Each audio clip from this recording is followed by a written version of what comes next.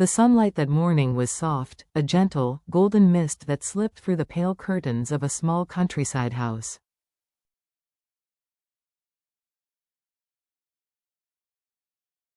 It was the first time in weeks that warmth had touched this space again. Inside, the quiet hum of life had begun to return.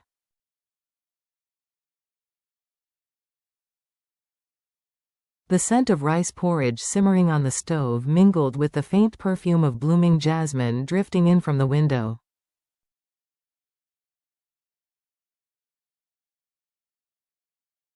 Tu Diep sat near that window, wrapped in a light blanket, her skin still fragile, pale as porcelain.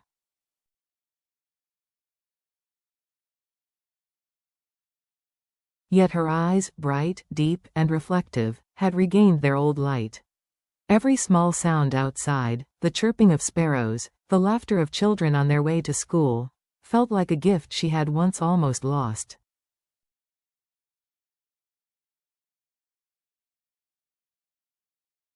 James had gone early that morning to take little Nee to school, leaving Diep in the gentle care of his mother, Mrs.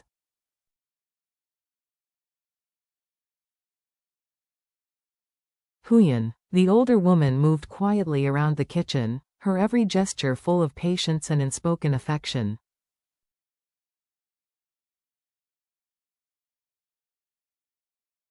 When she finally brought out a bowl of minced pork porridge, steam curling in the air, she smiled kindly.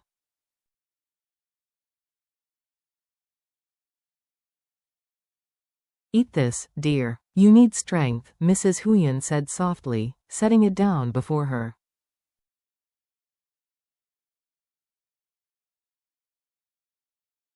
Diep returned a faint smile. "Thank you, Auntie. I'll get better soon, I promise."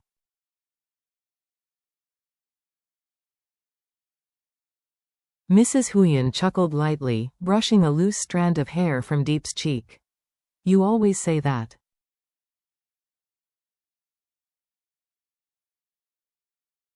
"But this time, you just rest. Work can wait. James is handling everything." Diep nodded, but her gaze drifted toward the small framed photo on the shelf, the farm she and James had built together, the dream they'd poured their hearts into.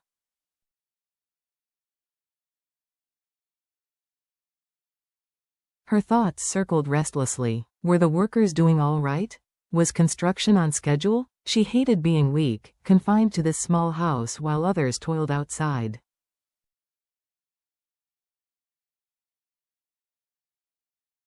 Then, the low growl of a motorbike broke the stillness. Mrs. Quynh looked up from the stove, frowning slightly.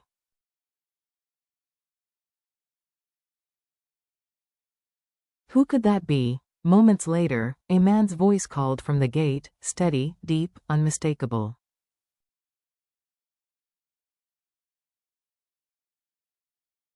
"Good morning, Auntie. Is Tu Diep home?" Diep froze. She knew that voice. It was John.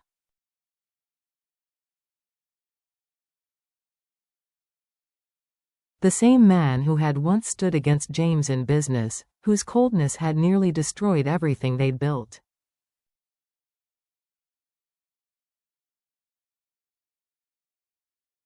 Now, he was here, at their door, holding a bouquet of pale chrysanthemums, a strange, ambiguous choice, caught somewhere between apology and remembrance.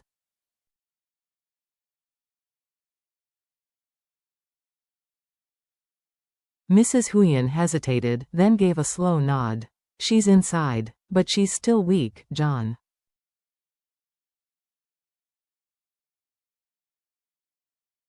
"I won't stay long," he said quietly. "I just wanted to see how she's doing, to say thank you."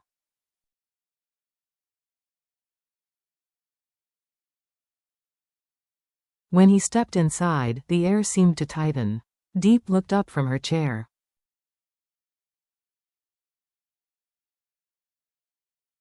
Her breath caught. John paused at the doorway, his tall figure framed by the sunlight.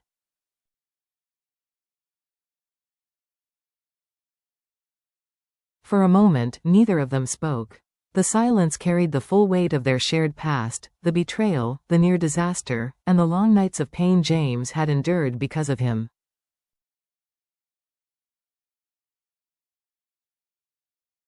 Finally, John cleared his throat, his voice rougher than usual. "You look better than I expected."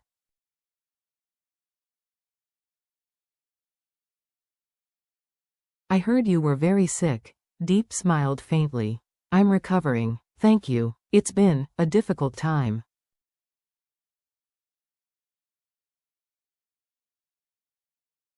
He nodded, setting the bouquet gently on the table. "I just wanted to say I'm sorry."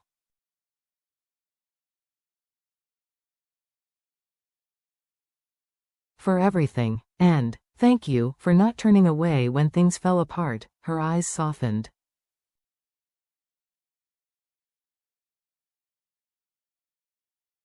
"People make mistakes, John.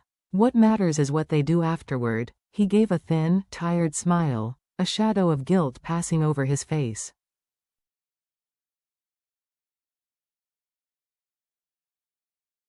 "You're kinder than I deserve." At that moment, the sound of a car door echoed from outside.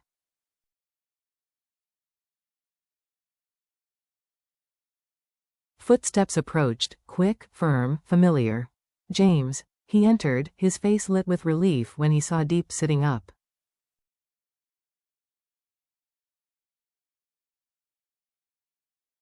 But then his eyes found John. In an instant, the room changed. The warmth drained, replaced by tension sharp enough to cut the air.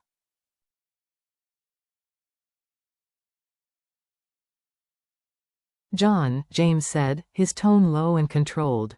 "What are you doing here?" John turned, meeting his gaze steadily.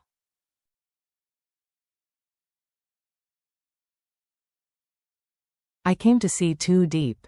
Nothing more." "After everything you did?" James's hands clenched unconsciously.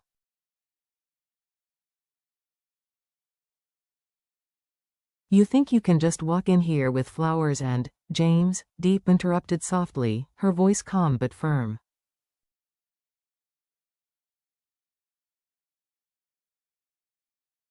"It's okay. He just came to visit."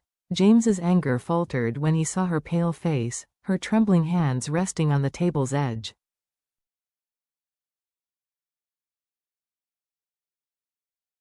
He took a deep breath, forcing himself to steady. "You shouldn't be here, John. Not now."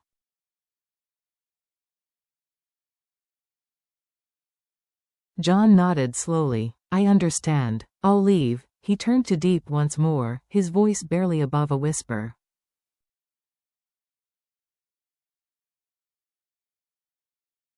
"Take care of yourself, Diep.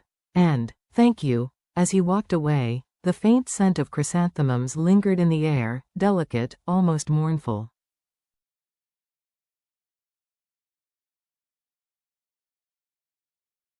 James stood silently by the door, watching John's figure disappear beyond the gate.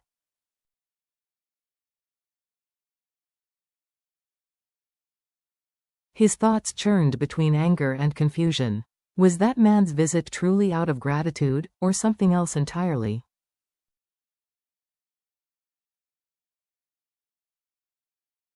Diep reached out, her small hand resting gently on his. "Don't let it trouble you," she murmured.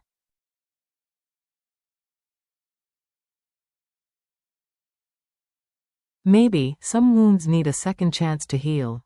James looked at her, fragile yet unbreakable, the woman he had sworn to protect, and felt the knot in his chest slowly loosen.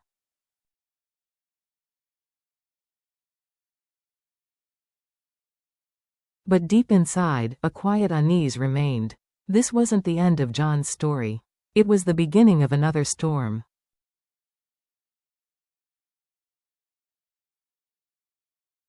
Whispers before the storm. That night, the wind moved softly through the fields behind their home.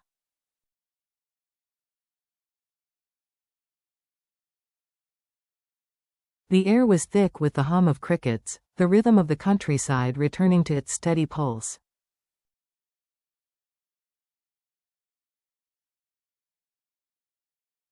But James sat alone on the porch, sleepless, the image of John's calm eyes haunting him.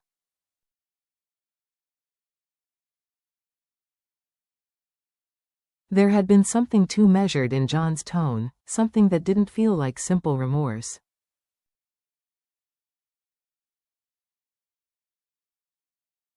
Inside, Diep had already fallen asleep after her medicine.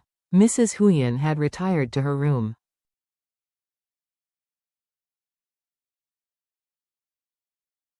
The world was quiet except for the faint hiss of rain starting to fall. James pulled out his phone and scrolled through messages from the construction site.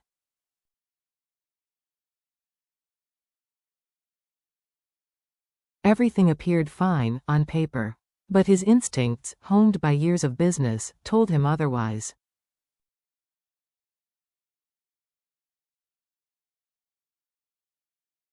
Just as he reached for the phone to call his site manager, it buzzed.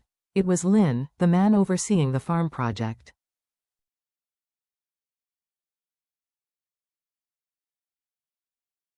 "Boss," Lynn said, cautious. "There's something you should know. A few hours ago, someone came by the site asking about the new storage building.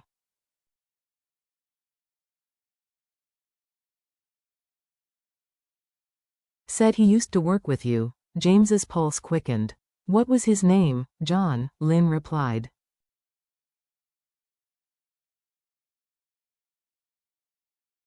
"He said he was a partner. He asked about materials, costs, who's financing the build."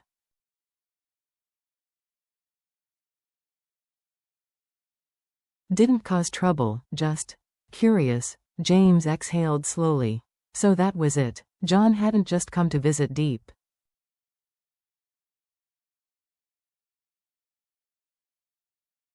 His curiosity had another layer, one that reeked of hidden intent. When James returned to the bedroom, Diep was still asleep, her face serene beneath the soft glow of the lamp.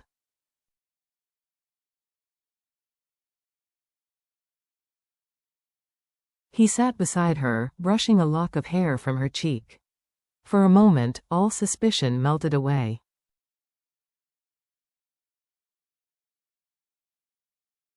"Sleep well, Diep," he whispered.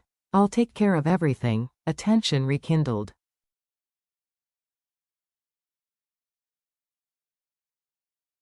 Morning came with golden sunlight spilling through the window.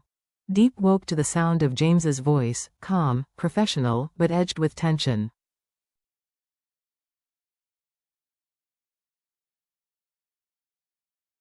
"Yes. Double-check the financial transfers," he was saying into the phone. "Every purchase.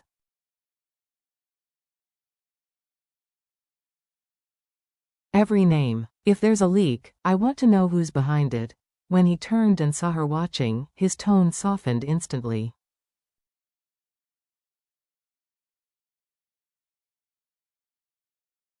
"Good morning," he said with a smile that didn't quite reach his eyes. "How are you feeling?"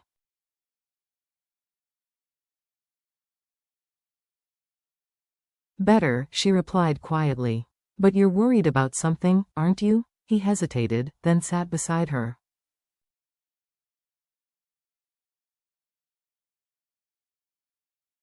"John showed up at the site last night.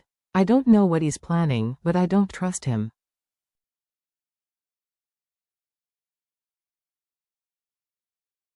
Diep looked down at her hands. "Maybe he really just wanted to see how we're doing."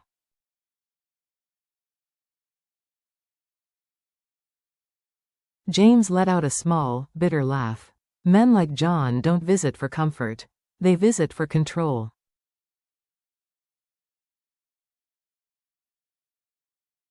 She reached for his hand, her fingers warm and steady. "Whatever he's trying to do, we'll face it together."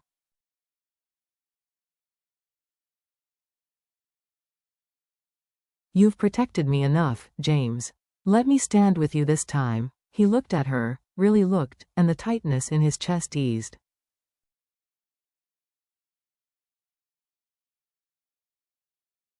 "Together," he whispered. Later that day, James left to inspect the site while Diep stayed home with Mrs.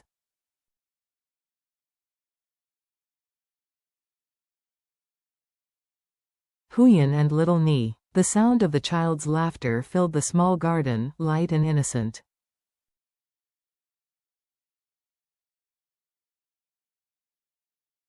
But even as she smiled, Diep couldn't shake a quiet unease, like the rustle of dry leaves before a storm.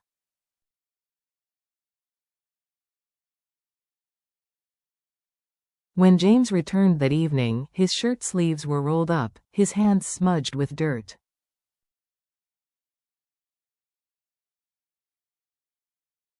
But it wasn't exhaustion darkening his face, it was anger. He set his bag down and spoke quietly.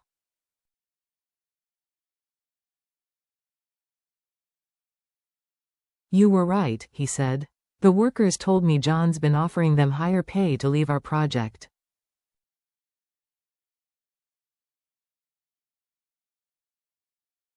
"He's trying to disrupt the schedule, maybe even steal the team." Diep's heart tightened.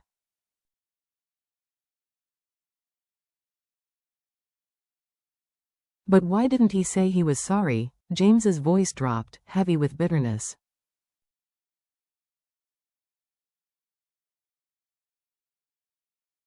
Maybe his apology was just another move.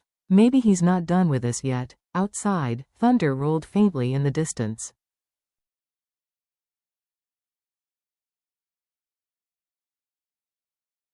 James stared out the window, his reflection caught in the glass.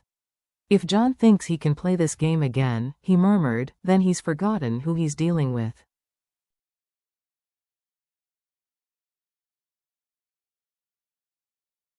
Behind him, Diep whispered softly, almost to herself, "And yet, sometimes the people who hurt us most are the ones who need saving."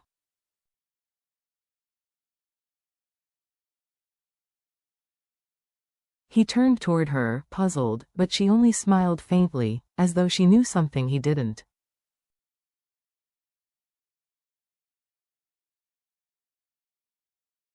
Outside, the first drops of rain began to fall.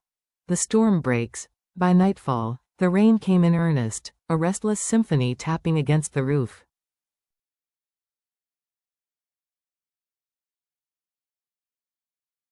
James stood on the porch, phone pressed to his ear. His voice was steady, cold. "John, we need to talk."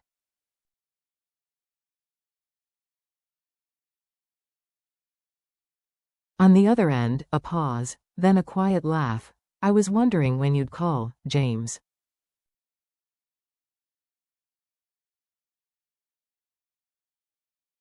"Still trying to protect everything you built? This isn't about business anymore," James replied.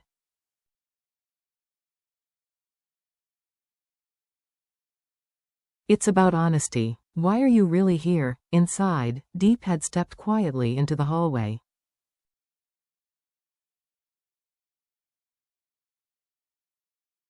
Through the half-open door, she could hear both voices, one calm, one simmering with restrained fury.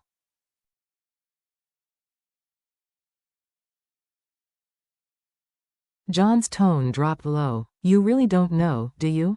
Your father, he took my family's land."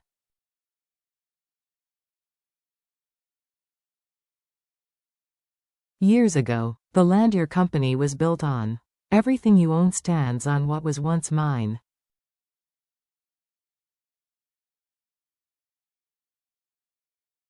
James went still. "That's not possible. My father would never." "He would. And he did."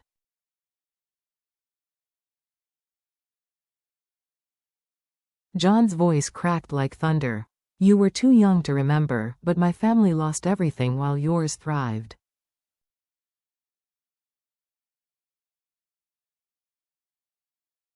"You think I wanted revenge?" "No. I wanted justice." Diep's breath caught.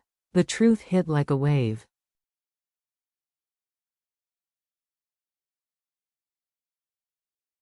This wasn't about rivalry, it was inheritance. Old pain passed from father to son.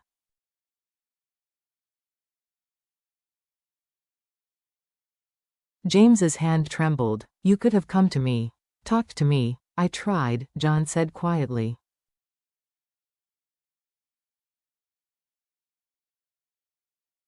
"But you were your father's son. And now, you'll learn what it means to lose. The line went dead.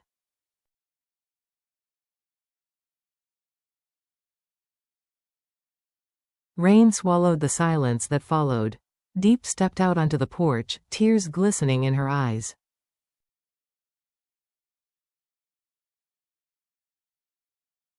James, she whispered, what will you do now? He turned toward her, his face pale but resolute.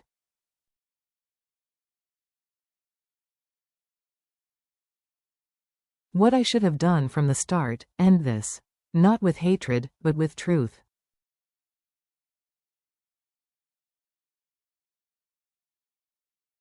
The morning after, when morning came, the rain had passed, leaving a thin silver mist clinging to the trees.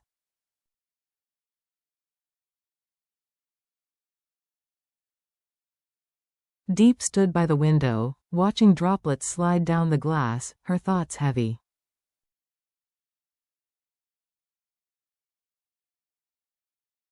The storm outside was over, but the one inside her heart still raged.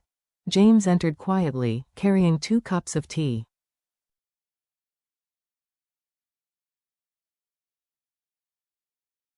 I couldn't sleep, he admitted. Neither could I, she said softly. Everything we believed in, it's all connected to something much darker.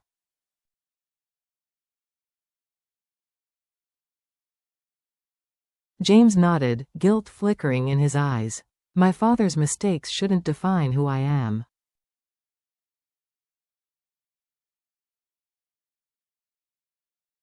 But now I understand why John couldn't forgive. He lost everything, because of us.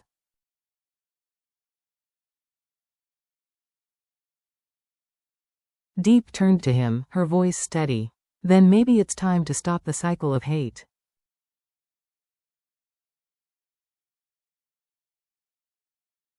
You can't change the past, James. But you can choose what comes next. He reached for her hand, his grip warm and certain.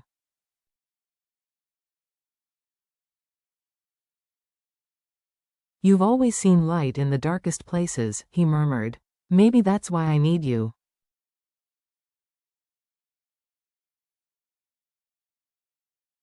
Then, a knock at the door. When James opened it, John stood there once more.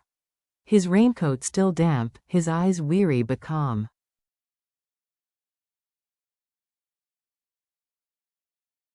I didn't come for revenge, John said quietly. I came to end this. Inside, the 3 of them sat together.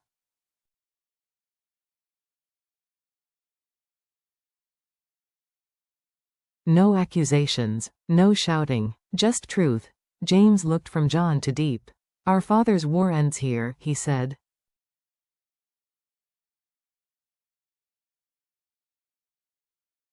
We start again, with honesty. John nodded, eyes glistening. Then maybe we can all breathe again.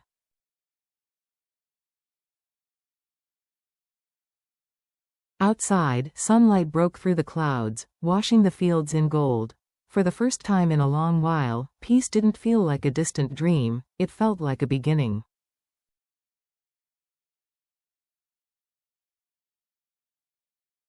Epilogue. The story of James, Tu Diep, and John reminds us that the weight of the past can quietly poison the peace of the present, unless we choose forgiveness over vengeance.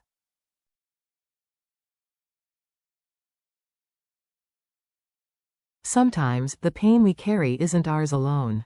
It's the echo of generations. But we can stop it.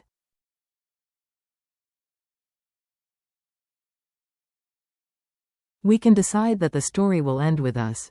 James learned that true strength lies not in pride or power, but in the courage to face the truth.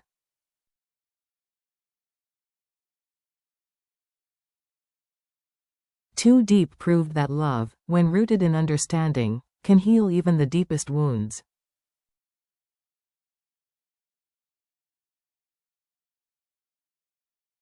And John, through his pain, discovered that justice without forgiveness only breeds more sorrow.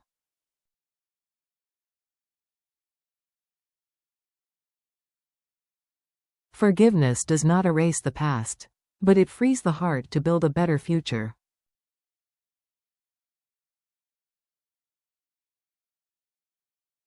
Peace, in the end, is not something we find, it is something we create, together, with honesty, empathy, and love.